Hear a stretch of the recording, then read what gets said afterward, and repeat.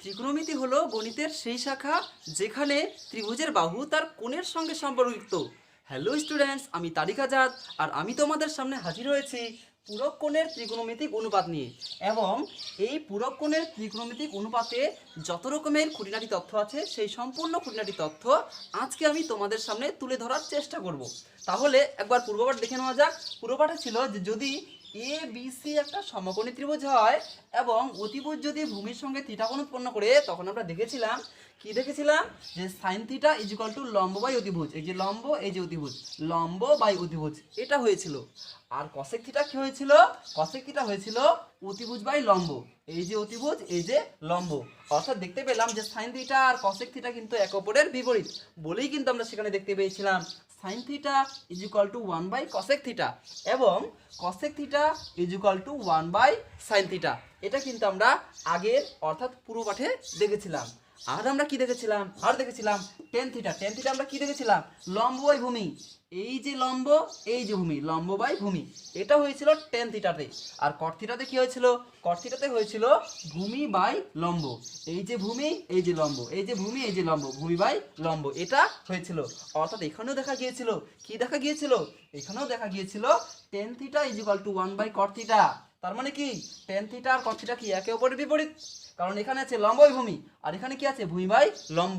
তার মানে বোঝা যাচ্ছে যে টেন থিটা এবং কট থিটা একে অপরের কি বিপরীত বলেই কিন্তু হয়েছিল tan theta is equal to 1 by cot theta এবং cot theta is equal to 1 by tan theta. এটা কিন্তু আমরা দেখেছিলাম। আর কি দেখেছিলাম? আর দেখেছিলাম কস থিটা ভূমি বাই অতিভুজ। এই যে ভূমি, এই যে অতিভুজ, তাহলে হয়ে গেল ভূমি বাই অতিভুজ। আর সেক থিটা কি দেখেছিলাম? কি দেখেছিলাম? অতিভুজ বাই ভূমি। এই যে অতিভুজ, এই যে ভূমি, তাহলে এখানেও দেখতে পাচ্ছি এখানে ভূমি বাই অতিভুজ আর এখানে আবার কি? অতিভুজ বাই ভূমি। অর্থাৎ এখানেও দেখা যাচ্ছে যে কস থিটা আর সেক থিটা কিন্তু একে অপরের বিপরীত। অর্থাৎ এখানেও কিন্তু বলা যায় যে cos theta is equal to 1 by sec theta এবং sec theta is equal to 1 by cos theta.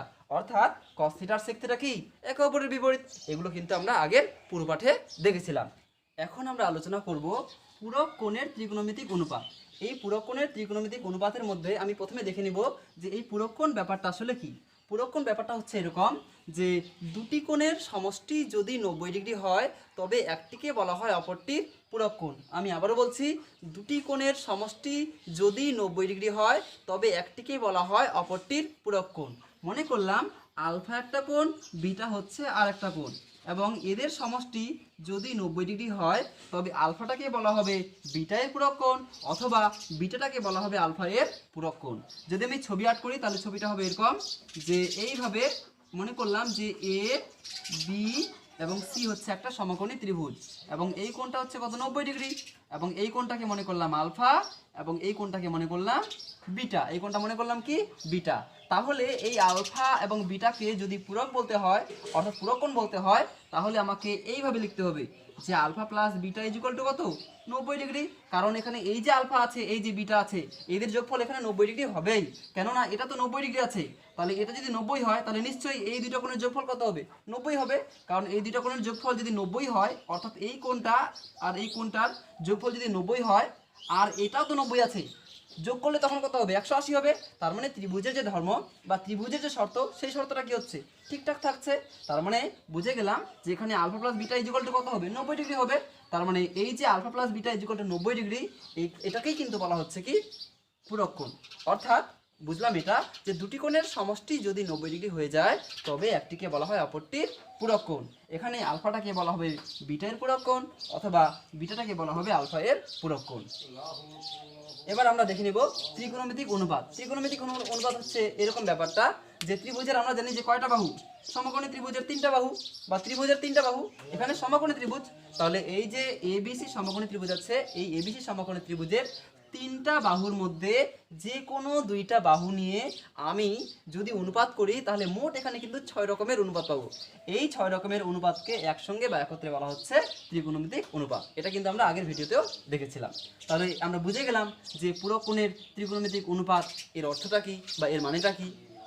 এখন একটা জিনিস খেয়াল করবে যে এই যে যদি এটা এ বি সি একটা সমকোণী যদি ত্রিভুজ হয় তাহলে কোনটাকে আমরা ভূমি বলি? আমরা কোনটাকে ভূমি বলি বা কীভাবে ভূমি বলি? এখানে একটা জিনিস তোমরা ভালো মতো খেয়াল রাখবে যে এটা যদি 90 ডিগ্রি হয় যেহেতু সমকোণী ত্রিভুজ তাহলে নিঃসন্দেহে এটা 90 ডিগ্রি। এর বিপরীত দিকের বাহুটাকে আমরা কি বলি? আমরা ক্লাস 5-এ শিখে আসছি যে বিপরীত দিকের বাহুটাকে আমরা বলি অতিভুজ। 90 ডিগ্রির বিপরীত যে বাহুটা সেটাকে আমরা বলি কি? অতিভুজ।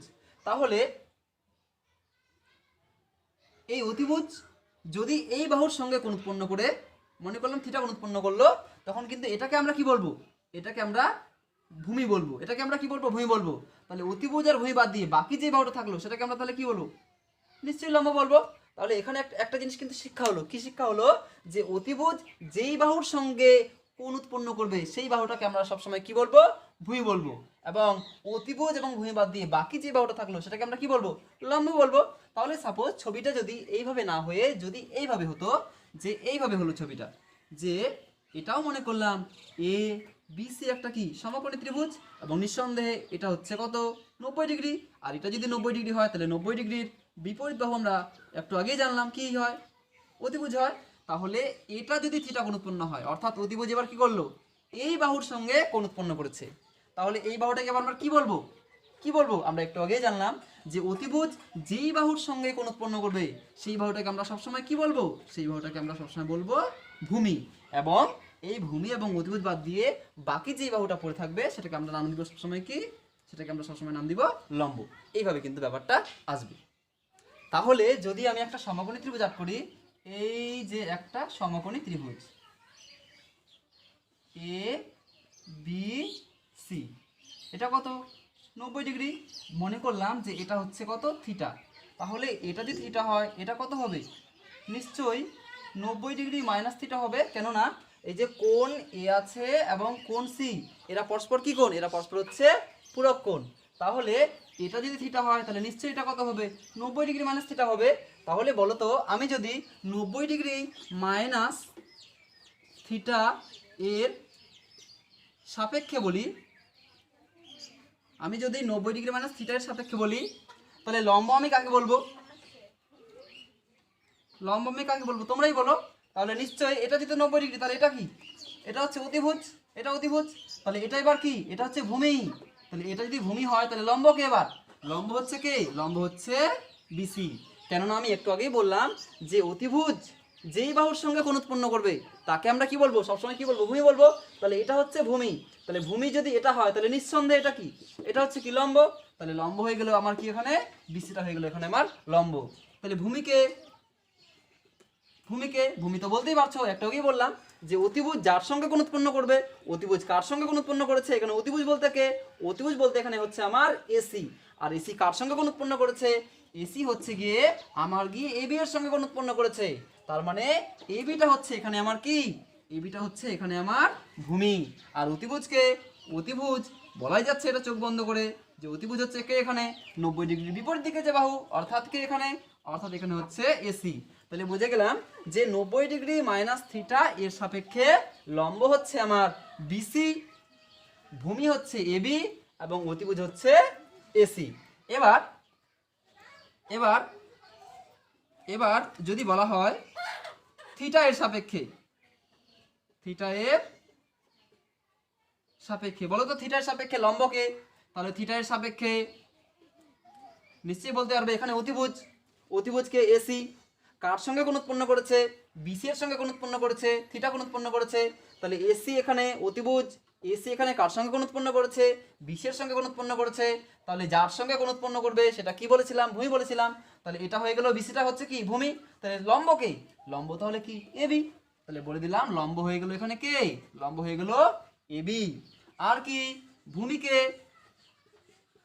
ভূমিকে একটু আগেই বললাম অতিভুজ এখানে এসি কার সঙ্গে কোণ উৎপন্ন করেছে? বিসি এর সঙ্গে কোণ উৎপন্ন করেছে। তাহলে ভূমি হয়ে গেল কি এখানে? বিসি। আর অতিভুজকে? অতিভুজ তো আগের মতোই থাকবে, এই লিখে দিলাম অতিভুজ। অতিভুজ কে এখানে? অতিভুজ এখানে কে? আবার আগের মতো এসি। এসিটা হয়ে গেল আমার অতিভুজ। তাহলে একটা জিনিস তোমরা বলো তো, যদি এটার সাইন বার করি, 90 ডিগ্রি মাইনাস থিটা এর সাপেক্ষে যদি সাইন বার করি, তাহলে সেক্ষেত্রে ঘটনা কিরকম আসবে? সেক্ষেত্রে ঘটনা আসবে, আমি লিখলাম যে সাইন বার করব। কি বার করব? সাইন বার করব। আর সাইন মানে আমরা পড়ে আসছি, আগের পুরো পাঠে পড়ে আসছি। কি পড়ে আসছি? লম্ব বাই অতিভুজ। তাহলে কোন কোণের সাপেক্ষে আমি সাইন বার করছি? 90 ডিগ্রি মাইনাস থিটা কোণের সাপেক্ষে আমি কি বার করছি? সাইন বার করছি। তাহলে 90 ডিগ্রি মাইনাস থিটা এর সাপেক্ষে লম্বকে? লম্বকে বিসি। বিসি একটু আগে বললাম তো, যে কি বললাম, যে অতিভুজ যেই বাহুর সঙ্গে কোণ উৎপন্ন করবে সেটা সবসময় কি ভূমি। তাহলে এবার এটা কি ভূমি, এটা লম্ব। তাহলে লম্ব বলতে কি, এখানে আমি প্রথমে লিখেই দিই যে সাইন মানে আমরা শিখে আসছি কি, লম্ব বাই কি অতিভুজ, লম্ব বাই কি অতিভুজ। তাহলে লম্ব বাই অতিভুজ, লম্ব বাই অতিভুজ, তার মানে লম্ব কে এখানে, বিসি হচ্ছে লম্ব, বিসি হচ্ছে কি লম্ব, আর অতিভুজ কে এখানে, অতিভুজ হচ্ছে আমার এসি, এই লিখে দিলাম এসি। আসলে এটা কার সাপেক্ষে হলো, এই যে সাইন বার করলাম এটা কার সাপেক্ষে, এটা হচ্ছে 90 ডিগ্রি মাইনাস থিটা এর এর কি এর সাপেক্ষে কিন্তু আমি সাইন বার করলাম। তাহলে বলো তো থিটা এর সাপেক্ষে, থিটা এর সাপেক্ষে কি, থিটার সাপেক্ষে কি, থিটার সাপেক্ষে বিসি বাই এসিটা কি, সাইন 90 ডিগ্রি মাইনাস থিটা এর সাপেক্ষে দেখলাম যে লম্ব বাই অতিভুজ, এবং লম্ব বাই অতিভুজ মানে কি দাঁড়ালো, বিসি বাই এসি, অর্থাৎ এই যে বিসি, এই যে এসি, এটা কিন্তু দাঁড়ালো সাইন 90 ডিগ্রি মাইনাস থিটা এর ক্ষেত্রে।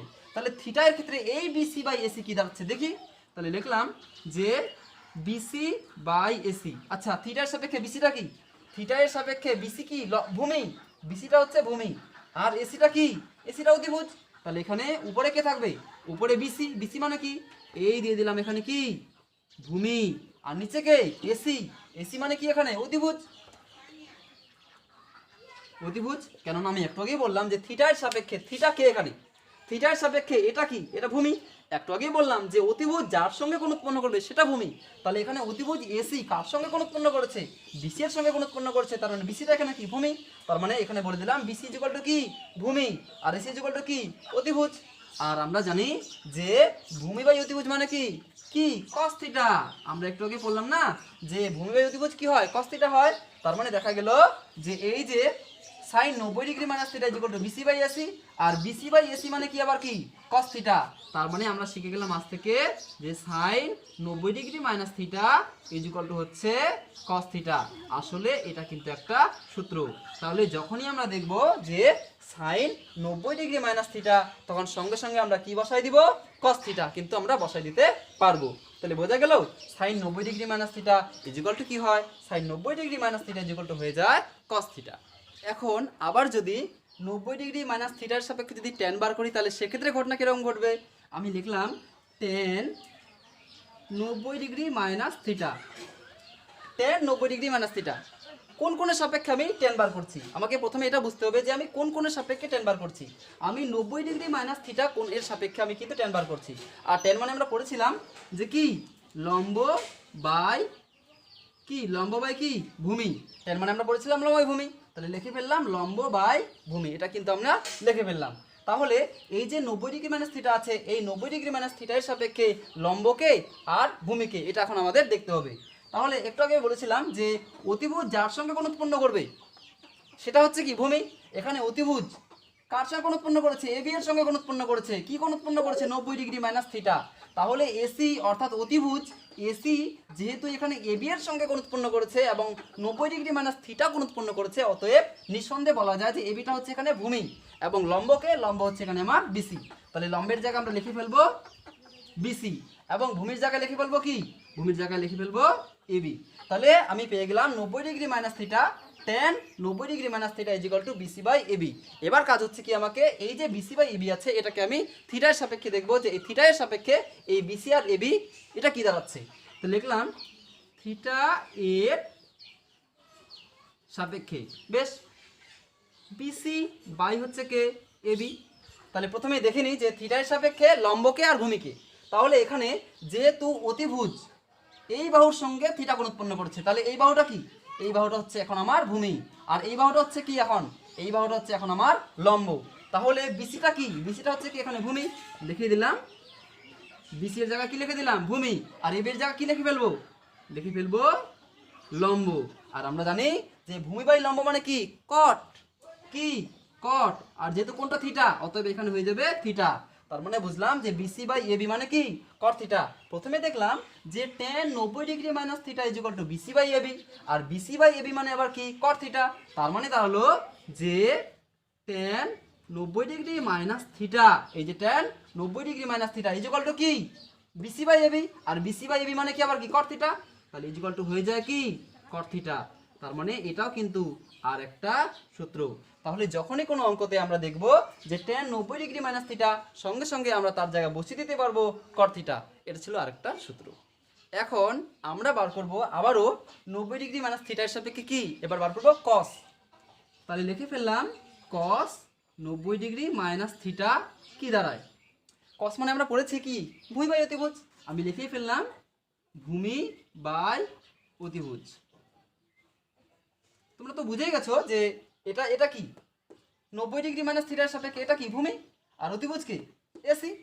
লিখে ফেললাম আমি লিখে ফেললাম কি লিখে ফেললাম ভূমি, ভূমি বলতে কি এখানে এবি, আর অতিভুজ কে, অতিভুজ হচ্ছে কি এসি, এই যে আমি এসি লিখে ফেললাম। এখন আমাকে কি চেক করতে হবে, থিটার সাপেক্ষে চেক করতে হবে যে থিটার সাপেক্ষে এই যে এবি বা এসি আছে এটা আসলে কি।